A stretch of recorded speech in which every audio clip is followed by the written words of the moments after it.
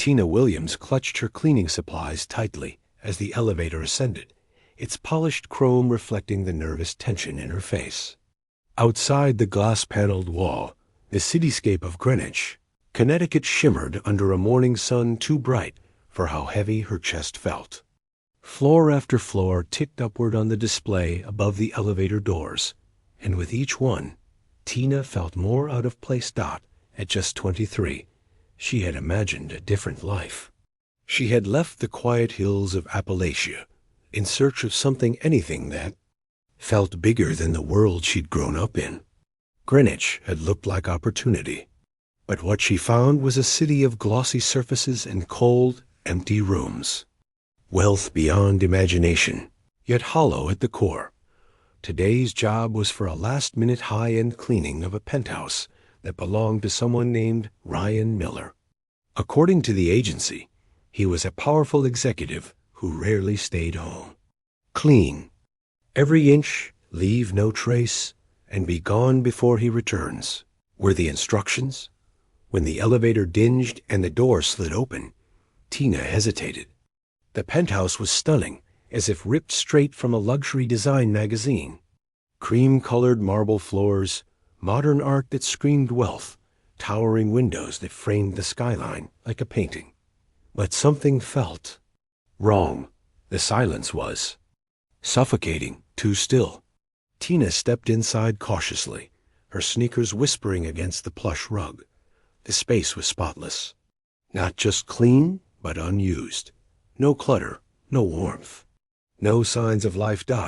It was like walking into a museum of someone's grief. She moved from room to room, her routine automatic. Dust, polish, vacuum, repeat. But every motion felt like a trespass. This wasn't just a job. It felt like she was disturbing something sacred, or perhaps something broken.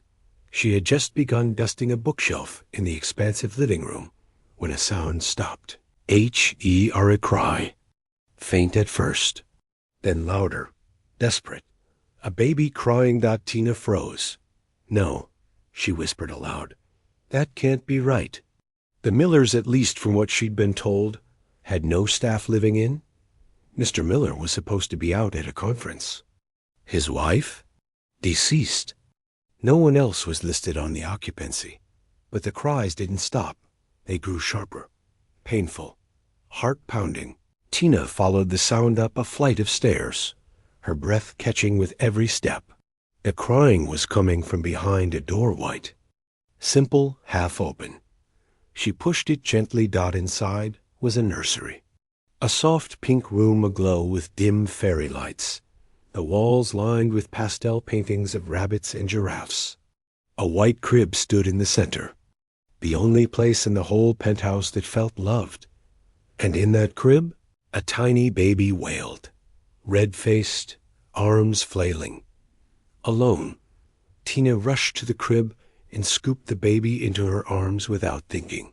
She didn't know why, only that the crying was unbearable, not just loud, but heartbreaking. The moment the child touched her chest, the crying stopped. Just like that, the baby's tiny hands gripped Tina's shirt, clinging tightly, as if she had been waiting for her all this time. Tina blinked back tears. She had no idea who this child was, but somehow, she already cared. Hey, there. It's okay now, she whispered, her voice shaking. You're okay, sweetheart. I've got you. The baby, no more than 3 months old, relaxed in her arms. Her big brown eyes stared up at Tina with a strange sort of knowing. Tina sat on the nearby rocking chair, rocking gently, brushing tears from her own cheek as the baby drifted to sleep. She didn't even hear the door open behind her, but she felt the presence. Who are you? Tina whipped around, startled, tightening her arms instinctively around the baby. A man stood in the doorway, mid-30s, tall, with disheveled dark hair, a loosened tie around his neck. His face was sharp, handsome, but tired. So deeply, utterly tired. I'm here from the agency, Tina stammered. The cleaning agency. I didn't know there was a baby here. I heard her crying, and the man's eyes darkened, not with anger, with something closer to grief. He stepped forward slowly. She stopped crying? He asked, his voice barely above a whisper. Tina looked down at the baby. Yes, she calmed down the second I picked her up. The man pressed his hands to his face, exhaled. God, I'm Ryan. Ryan Miller, he finally said, lowering his hands. That's my daughter. Helena. Tina nodded, gently rocking Helena again. She's beautiful.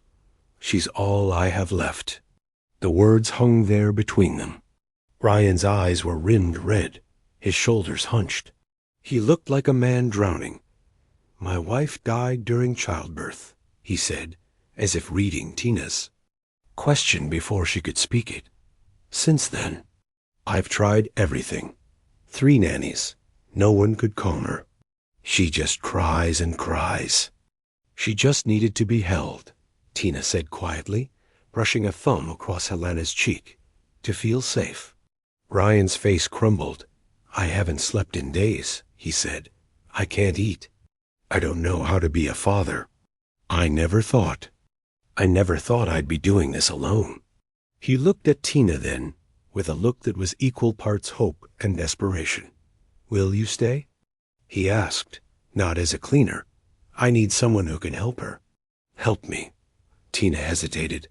Her life was already hard enough. She wasn't a nanny. She wasn't a mother.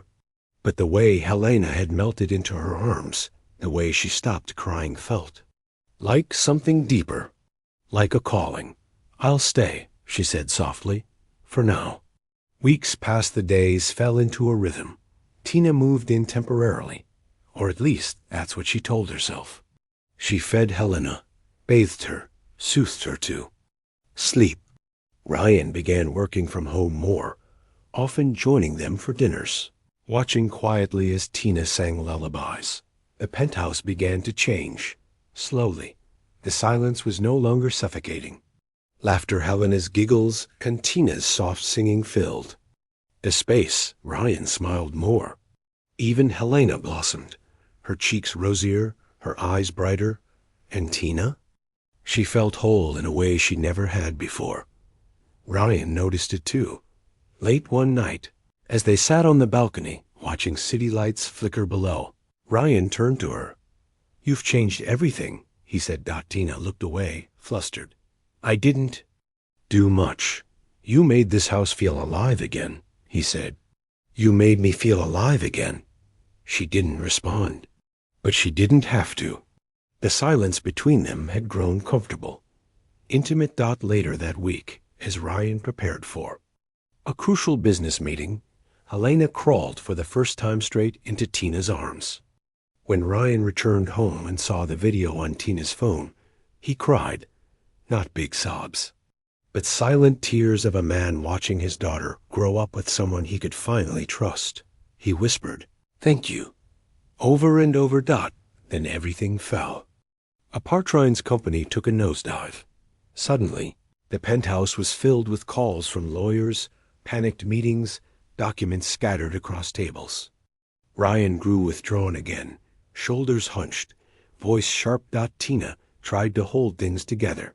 For Helena. For them both. One night, after putting the baby to sleep, she found Ryan sitting alone in the dark. I might lose everything, he said. This place, my job, my reputation. You won't lose her, Tina said firmly. Ryan looked at her, eyes rimmed red again. And you? Tina didn't answer. Instead, she sat beside him and took his hand. I'm not going anywhere. Not if you don't want me to. A new beginning in time. The storm passed. Ryan made difficult decisions, downsized, moved his work to a smaller firm, sold off luxuries, but he kept the nursery. And he kept Tina. By the time Helena said her first words, Mama, directed at Tina, there was no longer any question. Ryan proposed quietly, on the balcony where they had first sat watching the sunset. No grand gestures, Just him, holding Helena in one arm and Tina's hand in the other. "I'm not just asking for me," he said. "I'm asking for us, for her, for the family we've already built." Tina nodded, tears falling freely. The wedding was small but beautiful close friends. A few family members. Helena was the flower girl, though she mostly toddled around the aisle giggling. Tina stood there in a simple white dress, holding Helena in one arm, Ryan's hand in the other, and she realized she hadn't just found a job, she had found home. Epilogue years. Later, as Tina tucked Helena into bed, now a vibrant, curious 5-year-old, the little girl asked, "Mommy, did you always love me?" Tina smiled, brushing hair from Helena's forehead. "I think I loved you before I even knew I could." And that was the truth, because sometimes love doesn't wait for permission. It just happens in the middle of a cold penthouse, in the arms of a stranger, in the quiet cry of a baby who simply needed someone to hold her. Do you think Tina made the right choice by staying? Yes, if you believe family is about love, not blood. No, if you think she should have walked away to protect herself. Let us know in the comments, and tell us, where are you watching from?